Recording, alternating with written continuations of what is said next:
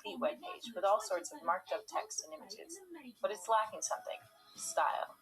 My web page here looks the same as the web pages you've been making. Black text, white background, same font, everything laid out from top to bottom. But you've been on the web, and you've seen that web pages can look very different from each other. Look around on Khan Academy at all different colors and fonts and sizes. In fact, let's do this now. Pause this talk here and look at a few different websites. What's different about each of them? What do you like or dislike about their style? I'll just wait right here. It's important to see how different web pages can be, because pretty soon you'll figure out how to make your web pages look different, and you want to do that in a way that makes you happy because it represents you, but it also makes other users happy too. Well, to style our web pages, we need to learn a whole new language, CSS. That stands for Cascading Style Sheets, and it's a way of defining styles that will apply to different parts of our web page.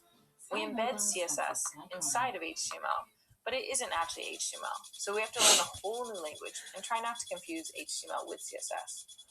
We'll see how we can use CSS to style all sorts of aspects of our web page, like the fonts, sizes, and layouts. But we'll start with something that's pretty fun: color. How about we change some headings on our web page to a nice grassy green? To start, we need to add a style tag to the head of our page.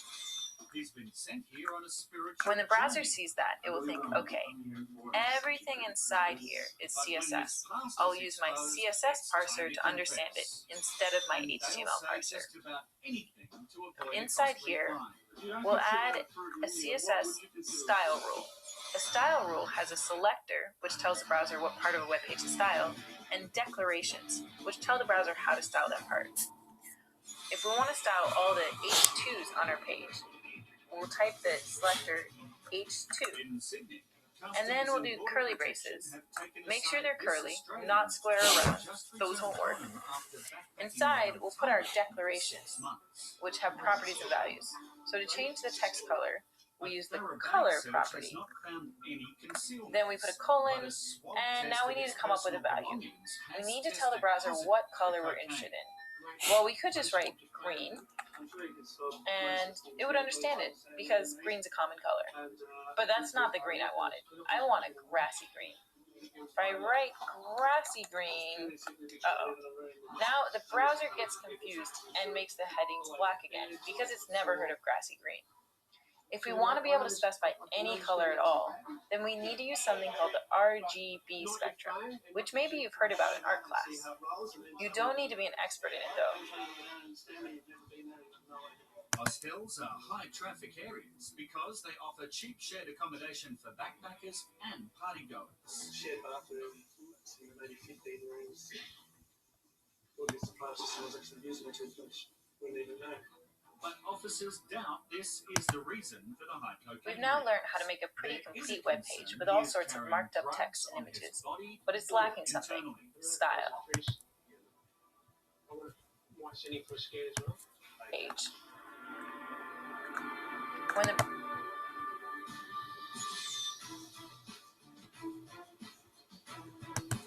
web page style, and declarations, which tell the browser how to style that part. If we want to style all the H2s on our page, we'll type the selector H2, and then we'll do curly braces.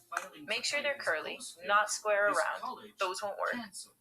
Inside, we'll put our declarations, which have properties and values. So to change the text color, we use the color property. Then we put a colon, and now we need to come up with a value. We need to tell the browser what color we're interested in. Well, we could just write green, and it would understand it, because green's a common color. But that's not the green I wanted. I want a grassy green. If I write grassy green, now the browser gets confused and makes the headings black again, because it's never heard of grassy green.